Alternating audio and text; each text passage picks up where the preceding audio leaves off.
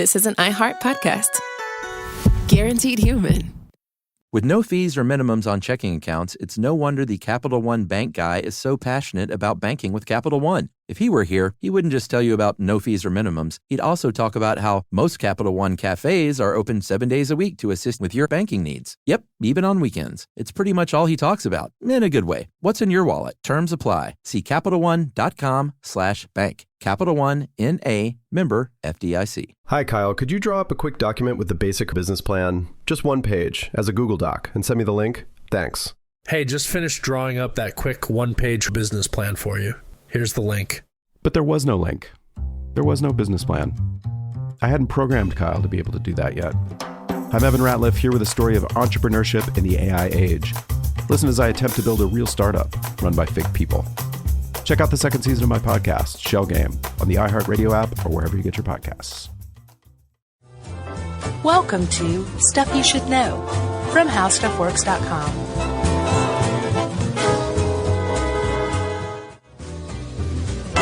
Hey, and welcome to the podcast. I'm Josh Clark. With me, as always, is Charles W. Chuck O'Brien. Ta-da! And this is Stuff You Should Know. Josh, will you let me stand next to your fire? Sure. Okay. Come here. Come over here right now. Okay, sorry. Ooh, boy, it's nice and warm over here. Isn't it? Yeah. I'm feverish. And it's smoky, and I feel like there's chemical reactions taking place before my very eyes. There are. That's why there's fire. If fire is nothing if not a chemical reaction. Yeah. I got some. Okay. Have you heard of the Weinkauf Hotel? Yeah, but That for should what ring reason? a bell. Born and raised here. Yeah.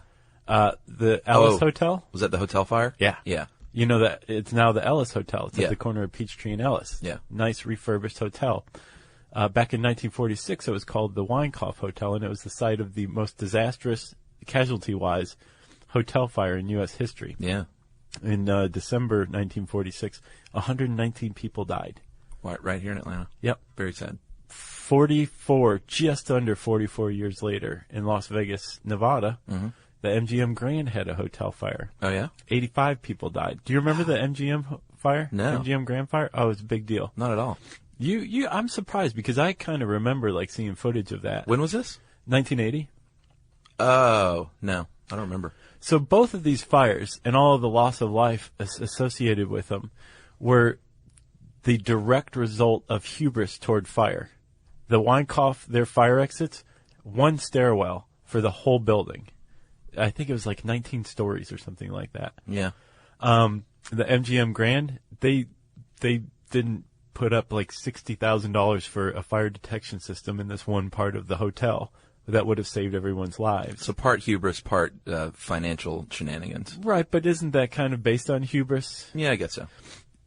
My point is that if there's one thing that we shouldn't have hubris towards, it's fire. Agreed. We think we might control fire, thanks to Prometheus being given it by the gods. Yep. But fire controls us when it really comes down to it. That's right. You got to face off a tete-a-tete with fire.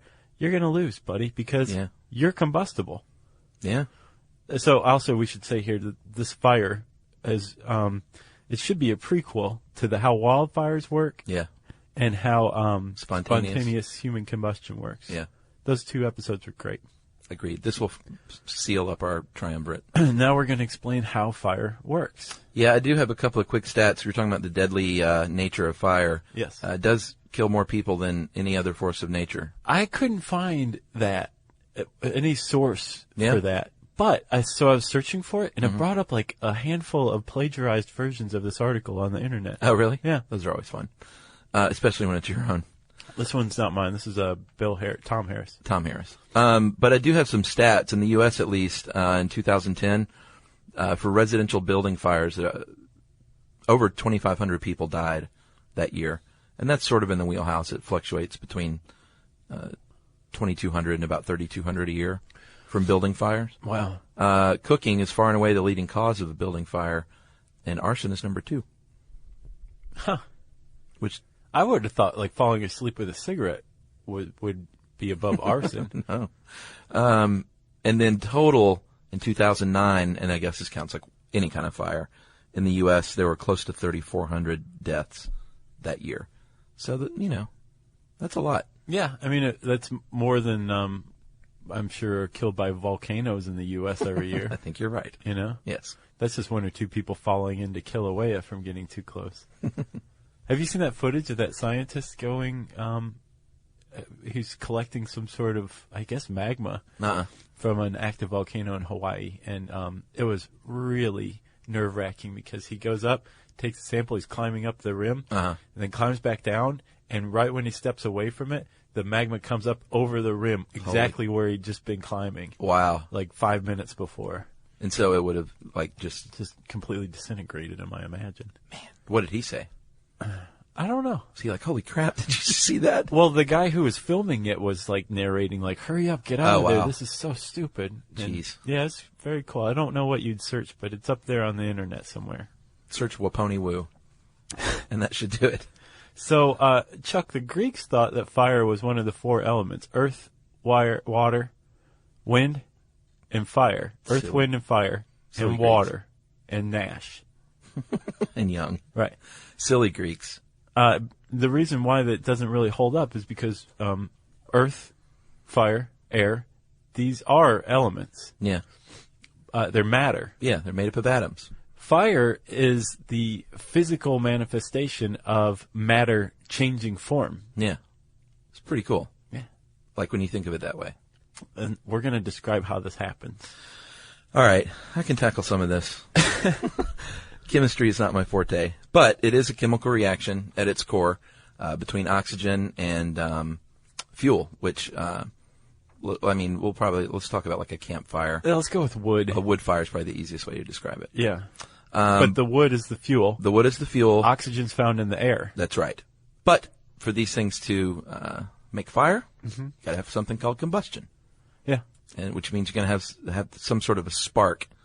Well, actually, not always, because as we find out, some things can combust without a spark.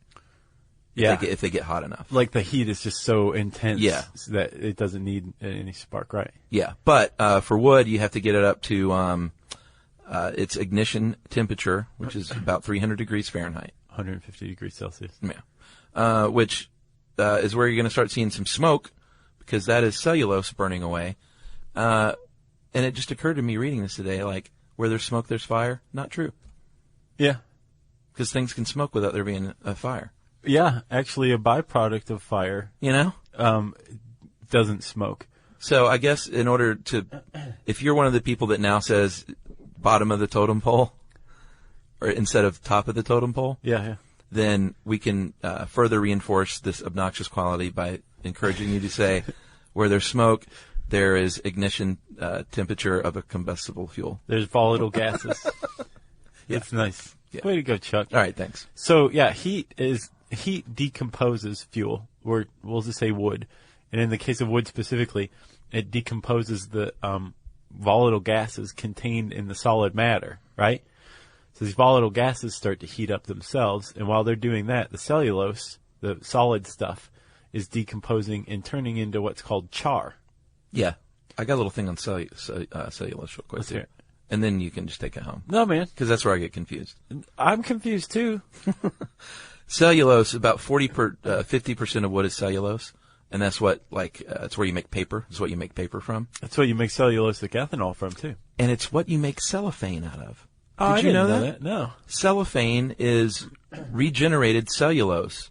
So it's like, it looks like plastic, but it's not. I had no idea. It is a man-made, it's a natural polymer. Plastic is man-made, obviously. Right. So cellophane is nothing more than regenerated paper in a way. Wow. They add some other stuff to it, but that's why it's biodegradable. And I always wonder why, supposedly cellophane is biodegradable. It's that's impossible. It's plastic, but it's not plastic. There's this old cellophane ad from the 50s maybe, and it's good things come in twos, and it's this pair of twins wrapped in cellophane. Oh my God. Yeah. And they're just kind of looking around, but wow. Yeah, you can imagine they only have them in there for a few seconds before they snap the picture for them. Awesome. I did not know that about cellophane. Just a little tidbit. Back to the podcast right there. I don't know about that. Hats off to you. All right, back to char. Oh, no, I know what the fact of the podcast is. You going to save it for when it comes? We got to save it. Okay. Hi, Kyle. Could you draw up a quick document with the basic business plan, just one page, as a Google Doc, and send me the link? Thanks. Hey, just finished drawing up that quick one-page business plan for you. Here's the link. But there was no link. There was no business plan. It's not his fault. I hadn't programmed Kyle to be able to do that yet. My name is Evan Ratliff. I decided to create Kyle, my AI co-founder, after hearing a lot of stuff like this from OpenAI CEO Sam Altman. There's this betting pool for the first year that there's a one-person billion-dollar company, which would have been like unimaginable without AI, and now will happen. I got to thinking, could I be that one person? I'd made AI agents before for my award-winning podcast, Shell Game. This season on Shell Game, I'm trying to build a real company with a real product run by fake people. Oh, hey, Evan. Good to have you join us. I found some really interesting data on adoption rates for AI agents in small to medium businesses. Listen to Shell Game on the iHeartRadio app or wherever you get your podcasts. The moments that shape us often begin with a simple question. What do I want my life to look like now? I'm Dr. Joy Harden Bradford, and on Therapy for Black Girls, we create space for honest conversations about identity, relationships, mental health, and the choices that help us grow. As cybersecurity expert Camille Stewart Gloucester reminds us, we are in a divisive time where our comments are weaponized against us. And so what we find is a lot of Black women are standing up and speaking out because they feel the brunt of the pain. Each week we explore the tools and insights that help you move with purpose, whether you're navigating something new or returning to yourself. If you're ready for thoughtful guidance and grounded support, this is the place for you. Listen to Therapy for Black Girls on the iHeartRadio app, Apple Podcasts, or wherever you get your podcasts. Okay, so you've got the cellulose, the solid matter of wood, separating now from the volatile gases that are starting to lift off. That's smoke, right? Yes. Okay, the wood, the solid matter, is starting to turn into char. And that is basically, if you burn wood, if you heat it up and you separate the gases, which are the smoke, what remains is carbon. Yes. And what charcoal is charred wood that's had the volatile gases burned out of it, which is why when you have a charcoal fire, you don't have smoke. Yeah, or not much at least. Yeah, because the gases have already been burned off. Yeah, and charcoal too. That kind of got me on charcoal filtering because they use charcoal as a filter, and I think they use it as a scrubber too on smokestacks, don't they? And if you're like, I did some of those survival articles at one point, and one of the things you can do to purify water is take your char from your fire, put it in like cool it down obviously, and then put it in like a hanky, and then running creek water through that to collect it underneath. That's awesome. And there's like real charcoal filters too, but apparently charcoal has a quality, because once it's pure carbon like that, it has a knack for filtering out things like impurities like chlorine and letting other stuff get through.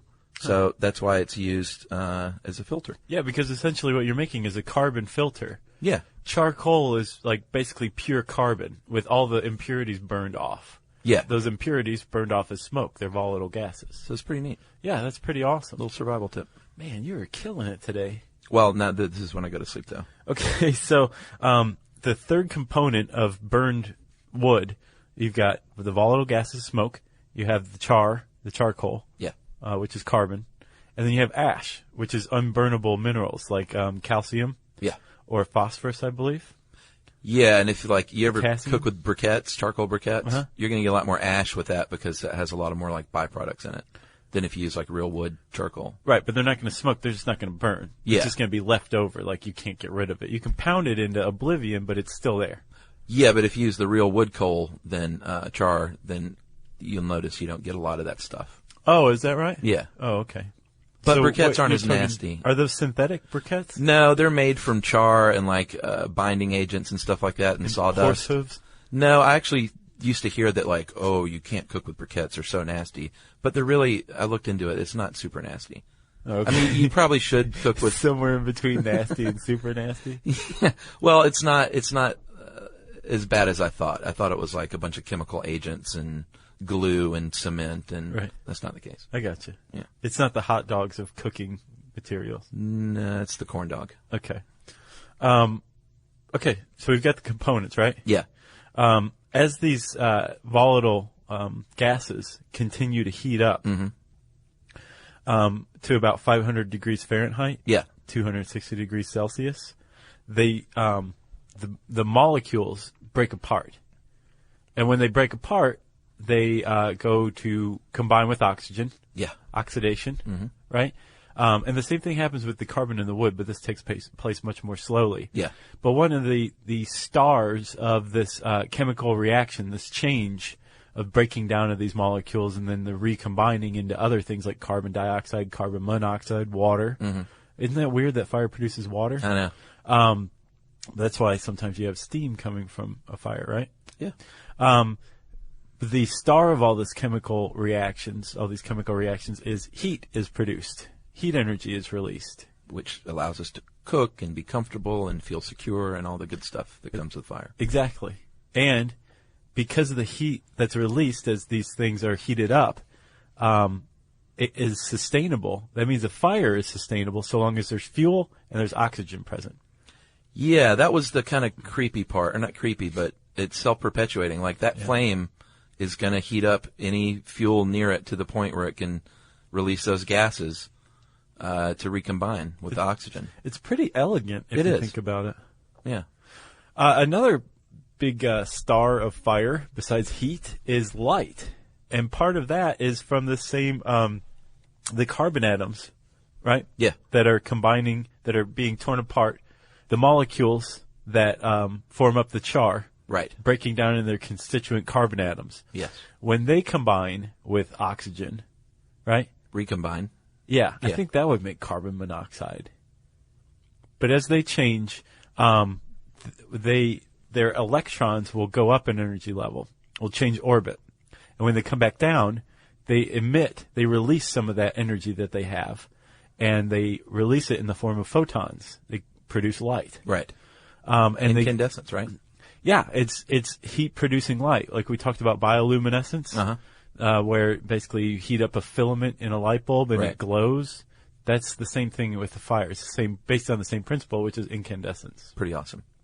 And depending on the temperature, different colored light is going to be produced.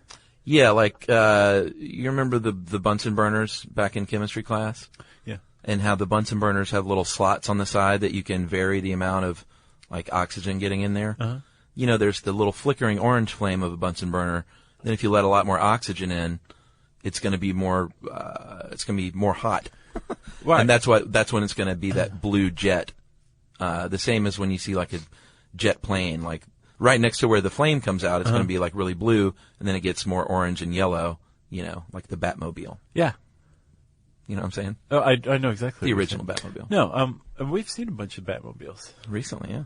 There's a documentary about the Batmobile. Oh, really? Yeah. Ew, That's what all those were there for at Comic-Con. Ah, okay. You mean I had our picture taken with it? With which one? The new one? The Tumbler? That's what they call the new one. Is it? Yeah, the Chris Nolan one is called the Tumbler. Yes, I think. the Chris Nolan one. Yeah. It's awesome. It's pretty cool. So yeah, the reason why the blue one happens to be a different color and hotter is because there's more energy being released. That's right. The lower energy and slightly less hot part of the flame that glows orange yellow is at the top, and the reason a flame is pointed. This is pretty cool. This is pretty awesome. Not the fact of the podcast? The space part is. Oh, okay. I think. All right, go ahead then. So a flame is pointed and it burns upward because the gases that are burning, what you're burning right there are volatile gases. Yeah. They're being burned off, right? Mm-hmm. As they burn, they're hotter, but they're also less dense, and they're moving upward toward the less dense air above it, which causes it to be pointed. But if you were to light, you take it for granted, but it's kind of cool to know how that works. Yeah, that's why it always burns upward. Yeah, it tends to burn upward. No, it always does. Always burns upward. Yeah. And that's also why it's pointed, too, because the air around it is dense and it's pushing it in. Yeah. Right? Pretty awesome. But if you were to light a fire in zero gravity, it would burn as a sphere. I want to see this. I do too. I mean, can it be done? If we go into zero gravity, sure. Well, yeah, but I mean, they have zero gravity environments. Do they at Tech? Surely someone has started a fire in one of those just to see this. I think it's a really bad thing if a fire starts in a zero gravity environment. I guess so. I just got to think that someone's tried this. I'm sure. And I'm sure there's video of it on YouTube. No, there's probably a good reason why, and someone's going to write and say, "You dummies. Don't you understand that when you start a fire in zero gravity that..." We all die? That's right. Yeah. Okay, so steam. Let's talk about steam because we talked about the recombination of atoms when these gases are released. The same thing happens when you boil water. You know, you get this gas mixing with oxygen in the air, but it's not going to combust, thankfully, or cooking would be much more dangerous. It's because some of these atoms aren't as attracted to each other. In the case of water, for sure. Right, they're tepid toward one another. Yeah, if you're talking fire, though, they have carbon and hydrogen, which are really attracted to oxygen, and so they like to get together and recombine more easily. Right. Pretty simple. And then we've been talking mostly about wood as a fuel, but tons of things are fuel. Gasoline's a good fuel. Mm-hmm. Gasoline doesn't produce char. Basically, heat vaporizes gasoline into nothing but volatile gases which burn. Yeah. So there you go. And I always heard, too, that gasoline ignites like the vapor ignites, right? Not the liquid. Is that true? Yeah. Okay. Yeah, it's not the liquid, it's the gas. Right. But heat causes all that liquid to turn into the gas. Right. Which goes kaboom. So different fuels are going to catch at different temperatures. And no matter what the fuel, it'll have a piloted ignition temperature and an unpiloted ignition temperature. Yeah. Basically, the piloted ignition temperature is that that temperature where the volatile gases are being released, mm-hmm. and they're heated up to the point where if you introduce a spark, it would blow up. That's right. One of the defining characteristics of a volatile gas is that it basically disperses at room temperature, I believe, right? Yeah, okay. So at some point, introducing a spark is going to set that off at some temperature. Right. Which I guess means that, like, if you have gasoline cooled to enough of a temperature, just lighting a match next to it won't set off the gas. I don't know if this is a question we should be raising to seriously. A general audience. Don't try this. I'm curious, so we'll have to check that out. Yeah. But the unpiloted ignition temperature is basically when something gets hit by lightning and the heat is so intense that there's no need for a spark. It just heats it up to the point where now it's on fire, where it combusts. Yeah, right. Pretty cool. Yeah. And I tried to get to the origin of pilot, like a pilot light, which is the same thing, I guess. And I couldn't find it. I don't know where that came from. Yeah. Because, think about it. You've got the gas burning and it's glowing. Yeah. And then you just hit the spark and then bam, you just ignited the gas. So it's at the piloted ignition temperature in your hot water heater. But I'm sure someone knows the answer to that. So if you do, send it in. Hi, Kyle. Could you draw up a quick document with the basic business plan, just one page, as a Google Doc, and send me the link? Thanks. Hey, just finished drawing up that quick one-page business plan for you. Here's the link. But there was no link. There was no business plan. It's not his fault. I hadn't programmed Kyle to be able to do that yet. My name is Evan Ratliff. I decided to create Kyle, my AI co-founder, after hearing a lot of stuff like this from OpenAI CEO Sam Altman. There's this betting pool for the first year that there's a one-person billion-dollar company, which would have been like unimaginable without AI, and now will happen. I got to thinking, could I be that one person? I'd made AI agents before for my award-winning podcast, Shell Game. This season on Shell Game, I'm trying to build a real company with a real product run by fake people. Oh, hey, Evan. Good to have you join us. I found some really interesting data on adoption rates for AI agents in small to medium businesses. Listen to Shell Game on the iHeartRadio app or wherever you get your podcasts. The moments that shape us often begin with a simple question. What do I want my life to look like now? I'm Dr. Joy Harden Bradford, and on Therapy for Black Girls, we create space for honest conversations about identity, relationships, mental health, and the choices that help us grow. As cybersecurity expert Camille Stewart-Gloucester reminds us, we are in a divisive time where our comments are weaponized against us. And so what we find is a lot of Black women are standing up and speaking out because they feel the brunt of the pain. Each week, we explore the tools and insights that help you move with purpose, whether you're navigating something new or returning to yourself. If you're ready for thoughtful guidance and grounded support, this is the place for you. Listen to Therapy for Black Girls on the iHeartRadio app, Apple Podcasts, or wherever you get your podcasts. We're raising a lot of questions in this one. And giving some answers. The shape, and by shape usually they mean like surface area. Yeah. Of a fuel affects how efficiently it burns and how easily it burns too. Yeah, I mean, this is pretty basic. Like, if you have a big, thick log, obviously you're going to have way less surface area exposed and combustible than if you had, like, a toothpick. Yeah, and it can absorb a lot more heat, too, a big, thick log. But, yeah, if you have a bunch of little pieces of wood, it's going to burn more quickly and catch more easily because there's more exposed surface temperature, and more of that fuel is exposed to the heat than a big, like you said, a big log or something. Yeah, and that's why when you're starting, if you ever watched Bear Grylls do his thing or Les Stroud, they try to get the little, like, tiny little shavings from the inside of, like you peel away the bark on a tree and then get the shavings off of the tree itself. Right. And that's the stuff that's going to, like, really combust easily through friction with, like, there's different ways of doing the little. I've never done that. Have you? Have you started a fire using, like, friction? Yeah.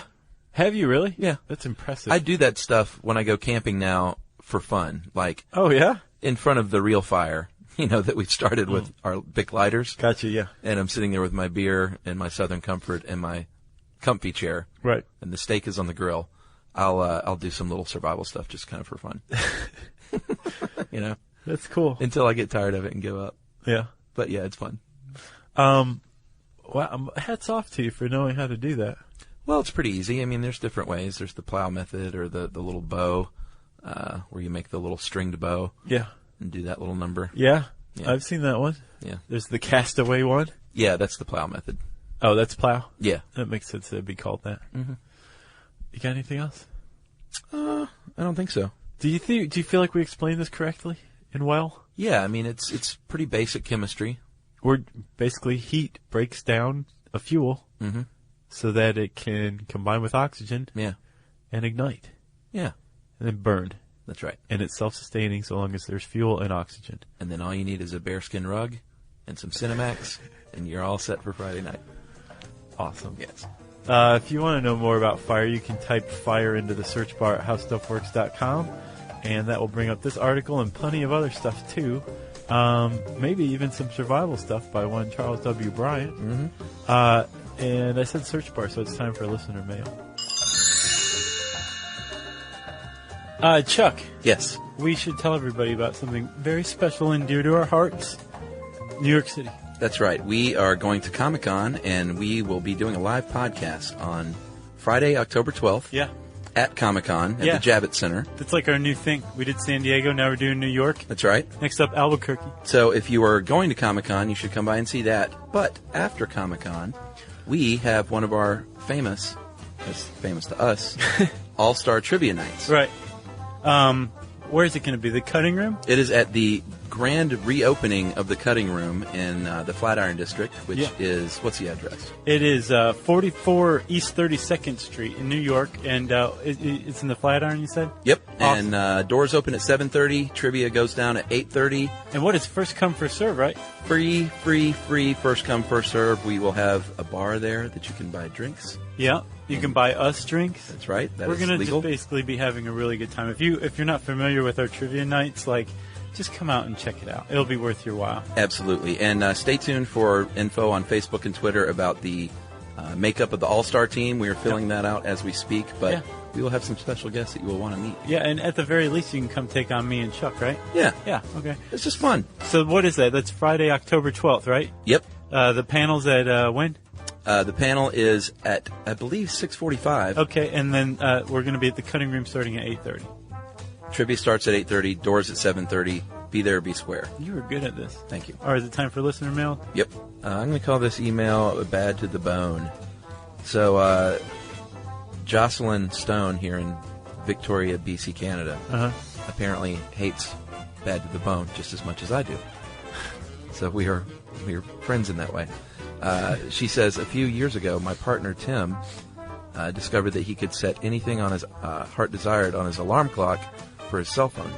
He searched for the perfect song and decided on Bad to the Bone. Nice. Tim believed that in order to slowly get himself ready for the day, he needed alarms at 5 a.m., 5:30, and 6. I hate that stuff.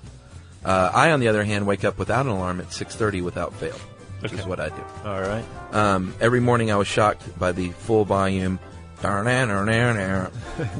That is a way to wake up right there. I would blast up to a sitting position in bed, my heart exploding out of my chest, and look next to me at Tim, who was sleeping through the whole event. I would punch him, get up, and turn off the alarm myself, and then repeat this 2 more times. What kind of business partners are these? I don't think they're business partners. That was like in American Beauty. Yeah. Remember that? Oh, yeah. It's like, I'd like you to meet my partner. He's like, oh, what line of work are you guys in? That's right. That was a Quantum Leap meeting Lone Star, huh? Wow. Yeah. Look at you. For some reason, no matter how much I begged him, he wouldn't change the song or let me turn down the volume. If I secretly changed it before bed, he would change it back. If I tried to turn it off and hide his phone, he would find it and turn it back again. If I turned the volume down while he was sleeping, his spidey sense would start tingling, and he'd wake up and turn it back on.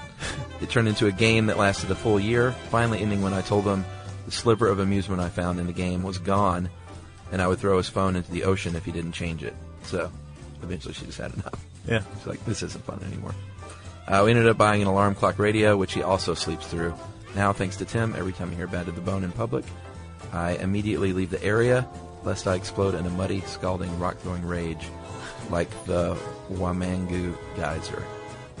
Wow, nice reference. Yeah, so. And then she said, P.S., do a podcast on accordions. After all that. Jeez. Who's that? Jocelyn. Thank you, Jocelyn. From Victoria, BC, Canada. Thank you. And Tim? Tim. Good luck, Tim. And Jocelyn, I hope you guys find a song you can both agree on. Agreed. And Tim, just get up, dude. For some people, it's hard. I never understood the snooze, because wouldn't you rather just sleep that time? No, I'm with you, but I'm saying, like, instead of being woken up every 10 minutes? It's not that easy to just wake right up. I need bright-eyed and bushy-tailed. I need to accept others as they are. Let's see. What do we want? Jeez, I don't know. I don't know either. We'll have to figure it out. Yeah.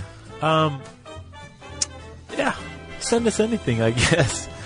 It's a generic call out. You can send us anything via Twitter at SYSK Podcast. You can join us on Facebook.com/Stuff You Should Know and send us an email containing anything. And if you send us an email that just says anything, like, you'll be one of 5,000 people that do that, so just stop. You can send that email that doesn't just say anything to stuffpodcast@discovery.com.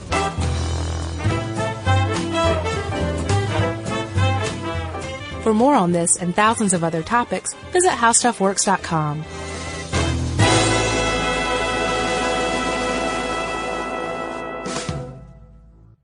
Hi, Kyle. Could you draw up a quick document with the basic business plan, just 1 page, as a Google Doc, and send me the link? Thanks. Hey, just finished drawing up that quick 1-page business plan for you. Here's the link. But there was no link. There was no business plan. I hadn't programmed Kyle to be able to do that yet. I'm Evan Ratliff, here with a story of entrepreneurship in the AI age. Listen as I attempt to build a real startup run by fake people.